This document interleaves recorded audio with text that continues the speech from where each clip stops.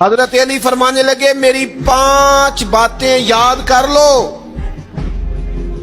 اور فرمانے لگے اونٹوں پر بیٹھ کر تلاش کرنے نکلو گے تو یہ باتیں تمہیں ملیں گی کہیں بھی نہیں، لے لو ہم سے حاصل کر لو، یہ فیض ہے۔ فرمایا ڈھونڈنے نکلو گے نہ ڈھونڈنے تو تمہیں یہ ملیں گی۔ حضرت علی باتیں بیان کرتے ہیں، فرماتے ہیں پہلی بات یہ یاد رکھنا، بندے کو امید صرف اپنے رب سے رکھنی چاہیے۔ جیت جاؤ گے دوستو دنیا میں اگر یہ بات آ گئی، بچ جاؤ گے، دل ٹھنڈا رہے، بے قراریاں بے چینیاں پریشانیاں جان چھوڑ جائیں گی۔ امید صرف اپنے رب سے رکھو۔ حضرت مولا علی شیر خدا رضی اللہ تعالیٰ عنہ دوسری بات بیان کرتے ہیں، فرماتے ہیں اپنے گناہوں سے ڈرا کرو۔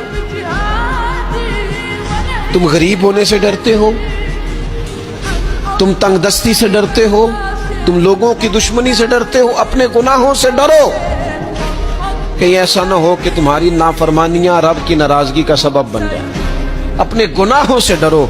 اور تیسرا مولا علی شیر خدا رضی اللہ تعالیٰ عنہ فرماتے ہیں اگر تم جاہل ہو نا، تمہیں پتہ نہیں، تو علم کے بارے میں سوال کرنے سے کبھی نہ شرمانا، پوچھ لینا فائدہ ہوگا، کسی سے بات کر لینا فائدہ ہوگا، کسی سے سیکھ لینا نفع ہو جائے گا، کسی کو مان لینا اپنا استاد، زندگی بھر سمجھدار ہو جاؤ گے، فیض یاب ہو جاؤ گے۔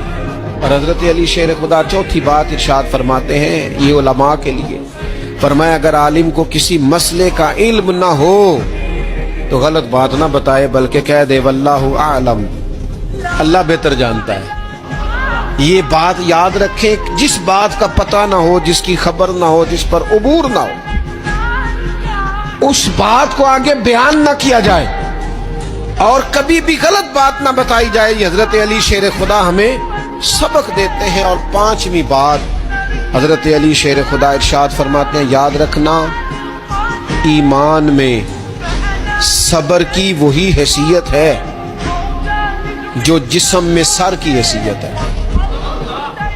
اپنی زندگی صبر کے ساتھ گزارنا، زندگی میں کبھی بے صبرے نہ ہونا، حوصلہ نہ چھوڑ جانا۔ صبر بزدلی نہیں ہوتا، صبر تو اچھی تدبیر کو کہتے ہیں، صبر تو رب کریم کے فیصلے کے انتظار کو کہتے ہیں، صبر تو اللہ کی مدد کے نازل ہونے کے انتظار کو کہتے ہیں۔ فرمایا جو تمہارے جسم میں سر کا مقام ہے وہی ایمان میں صبر کا مقام ہے۔ یہ مولا علی شیر خدا نے ہمیں 5 باتیں دی۔